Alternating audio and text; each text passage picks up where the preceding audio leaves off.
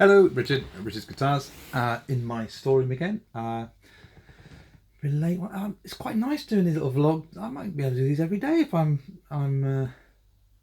got time. It's so nice, like not having to set up cameras and be in my shop, and I can talk whenever I want to. I might put it in the car and start talking while I'm driving.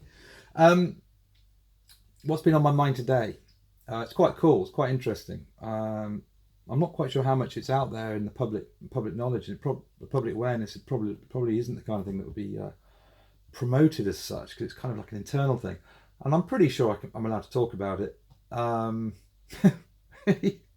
So yeah, it's called Gap. GuitarGuitar, Andertons and PMT are joining forces. Theoretically, basically everything I'm telling you is, let's just say it's my opinion. I can't state the accuracy of what I'm saying. Anything I could say could be complete rubbish, and don't take anything I say as fact. Okay. But to my knowledge, there is a buying group forming, or what has already formed, called Gap. It's known as Gap, which is GuitarGuitar, Andertons and PMT.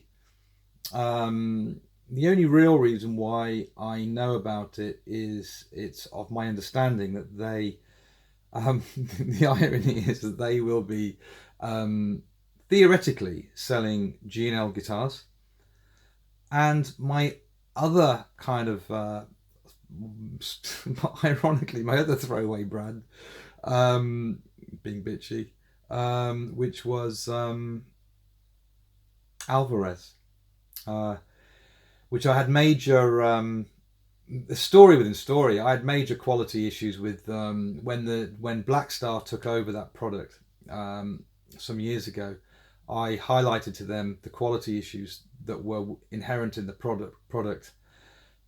And I hate to say this because obviously there's one or two good people who I work with now in that company. But at the time they had somebody very, I'd call him a bad egg, and he suggested that I was too high maintenance and they wouldn't be requiring my services to sell Alvarez. I mean, this gives you an absolute insight into my industry. It's shallow, it's sad, it's all these things, but there are good people out there, and there are good people, and I have really positive conversations with good people too. But so Alvarez was basically closed on me because of my quality control. So anyway, that's that. Anyway, so Alvarez and G&L are two guitars which I believe are going to be part of the opening kind of products that this buying group will be buying. So the question I suppose I have in my mind, and what maybe you would be having in your mind as a buyer, is where this will lead to in terms of retail. Those products will be available exclusively through those those retail stores, and it kind of creates like an alliance, doesn't it? It's like the big guys joining forces. I mean, it's illegal to set pricing, and I'm not suggesting that's what they'll be doing at all. Naturally, there will be three different businesses all buying product. If I'm led to believe what's happening is happening, it's correct. Three different companies who are theoretically competing with each other, all buying product together. And this isn't new, it's happened before. And the irony is, it happened years and years ago. There was a buying group, there were two buying groups, and neither of them would let me join. Because there were one or two I can't even remember the products, what they were, but I remember in my old days, in my old business, I wanted to get involved with these buying groups because obviously I could buy stuff at good prices and whatever. But neither of them let me in, and the reason why they didn't let me in is because we were doing a nigh on £2 million turnover, selling guitars out of our ears, and they perceived me to be their competition. So there I was as an independent specialist store being outed, like cast aside by. It's just politics, isn't it? It's all politics. Everything's always politics. Fitting in, needing to fit in with the crowd, needing to suit people's agendas. Anyway, so my finger's going to get numb. So anyway, to focus on the now, we've got this buying group, but it's quite a big deal. And but what's interesting from my perspective is the G&L thing, because that really is kind of the weird thing is with guitars is then there's so much you can do to a guitar to improve them. And what we've demonstrated with G&L is that, we can get something that's kind of raw. The content is there as a rule. And that's why I stuck with it, because when they're good, they're great, sort of thing. But you can't just stick one on the shelf and just hope it's going to sell. And I'm kind of not excited, but I'm intrigued and looking forward to going into, I don't think I've ever been into any of those shops actually, but I'd be really interested to get, when they buy in all this stuff, and I from my understanding, they must now have hundreds of guitars, because there were about 400 guitars in stock at the distributor at the time. So between them, they've bought 400 guitars. So all these guitars are going to be available through those three shops and their outlets. And what I would urge anyone to do is play a Mexican Strat, which is inherently sterile at the price. I mean, it's a £500 guitar.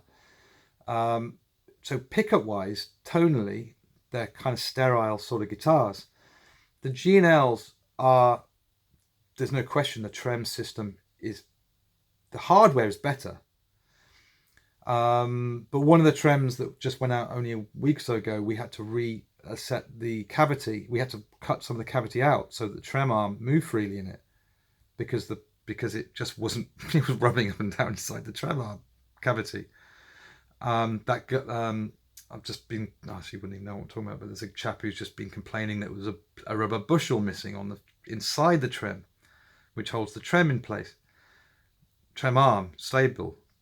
Then there's the neck alignment issues with the, so you can't put these on the walls and then choking at the 24th fret, choking at the 15th fret when you do string bends, unless you have a high action.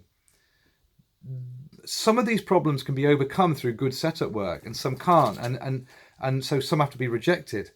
But I'll be really interested to see whether the likes of GuitarGuitar, Andertons and PMT will be making these kind of, and whether they even know that these problems are so prevalent in those products.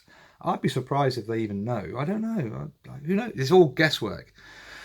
But when you put a G&L up against a Fender on the wall, Joe Blogg's Mr. Buyer is going to look at that Strat and go, well, that's way better than that G&L in their raw form. So it's interesting. That's the G&L thing, but it's also kind of interesting to where it takes the retail, where the retail's going.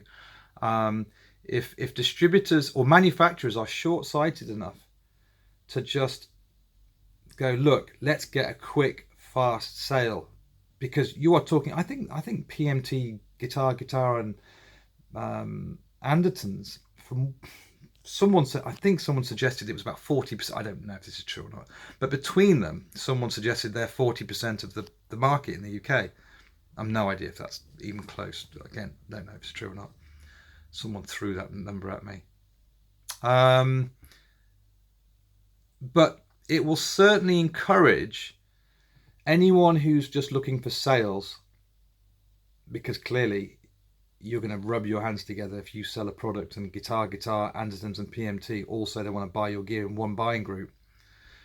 But the really fascinating thing is the people it won't encourage are suppliers or manufacturers that make in smaller numbers.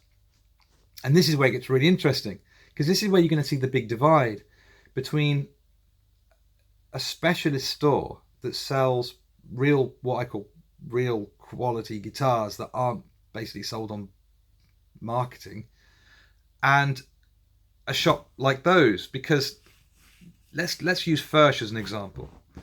Eastern European. I can't get some of these guitars. I can't get for I've been waiting 9 months for some of my guitars, and I'm perceived to be I don't want to put blow air, but I think I mean, there's no question. I am the biggest independent dealer of Furch guitars in the UK, without question. But I can't get any stock anyway. I don't get hardly any stock. So if I'm the biggest dealer in the country and I get hardly any stock, certainly nowhere near enough to meet my own demand, how the hell is PMT, GAC, and Andertons going to sell? Clearly they're not. And if they put quality product like that on their shelves, it would destroy their main lines like Taylor and Martin and everything else, because people would be able to suddenly experience this wonderful product that nobody can ever get hold of. And how are they going to sell Martins and Taylors if they've got stacks of that stuff on the wall? Oh, my memory's going on my thing. My battery's running down. So you got the idea. So I think the kind of buying group concept and this kind of mass, these big shops, they're going to be interested in product where the manufacturer themselves can make product in volume, and aren't really so bothered about the whole kind of quality control side of things, because, you know, let's be fair, that's not really their focus. They all suggest they have technicians and workshops, and I'm sure they do, but there's clear as day that they're not putting kind of like the amount of time that we put in. This is just my presumption, my suggestion, and I'm sorry if I'm not here to slander anyone. I'm not here to say anything. You know, these are incredibly professional. Look, these are incredibly professional shops that do things that I can't begin to do. Like they have, you know, customer service telephone support lines that probably respond immediately to their email. We are pretty good. I have Sally. Sally's brilliant. Hi, Sally. You know, so we are generally brilliant, but I'm sure that they have incredibly efficient systems. I'm sure they deliver stuff incredibly fast, and they have a bucket load of product that you can go and see. And I'd also say, if you're ever going to a shop and with the idea of experimenting, broadening your horizons, getting a good feel of all the stuff that's out there on the market, well, you're not going to get that in my shop, because you're dealing with some sad old git, me, who has made my own views on, or constantly developing my views, I'd like to say, on what I love.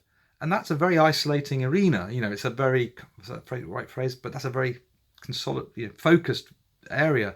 And now I am the first person to tell anybody that comes into my shop who's just sort of generally window shopping, that's the first thing I'll say to them. Look, this isn't an area, you know, you're not going to get that kind of broad appeal here. Go into a big shop and learn about all these different products. But yeah, that's the thing at the moment. The Gap, the buying group, and any comments below. It'd be really interesting to know what your thoughts are, because, you know, I don't know. Some people will be very worried about it. Some people will be, but I'm pretty open-minded about it. I don't think it's kind of like I think actually it will probably really reinforce my position in the market, because I really don't think that the likes of these guys are going to be interested in the products that I feel are most important to me. So there we go. See what you think. I hope you find that video interesting. Okay, see you soon. Bye.